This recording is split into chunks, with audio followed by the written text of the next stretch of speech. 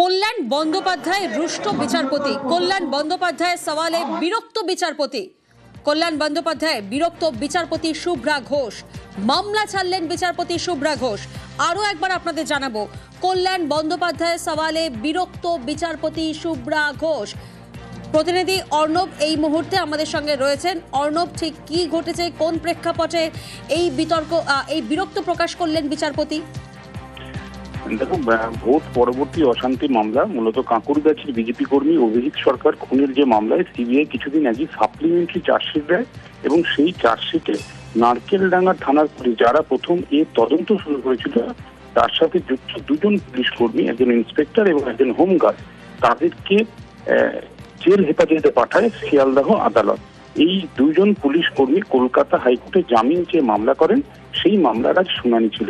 বিচারপতি শুভ্রা ঘোষের বেঞ্চে যখন এই সওয়াল জবাব পর্ব হয়, যেখানে বিচারপতি শুভ্রা ঘোষ বেশ কিছু প্রশ্নের উত্তর জানতে চান সিবিআই এর কাছ থেকে, এবং সিবিআই স্পষ্টভাবে জানায় যে এই পুলিশ কর্মীদের সাথে পলিটিক্যাল লিডারদের একটা কানেকশন, তার একটা যোগসূত্র তারা তদন্তে খুঁজে পেয়েছে।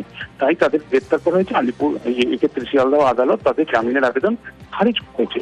এই অবস্থায় আগামী 2 সপ্তাহ বিচারপতি শুভ্রা ঘোষ তিনি এই কলকাতা হাইকোর্টের প্রিন্সিপাল বেঞ্চে থাকছেন না, তিনি সার্কিট বেঞ্চে যাবেন এবং মামলাটা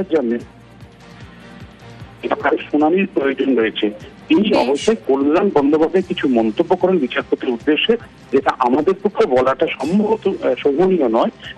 এরপরই বিচারপতি শুভ্রা ঘোষ স্পষ্ট জানান যে সিনিয়র অ্যাডভোকেট কল্যাণ বন্দ্যোপাধ্যায়ের কাছ থেকে তিনি এই ধরনের লেকচার শুনতে রাজি নন বা তিনি এটা টলারেট করবেন না। এরপরে তিনি একেবারেই ধন্যবাদ অর্ণব।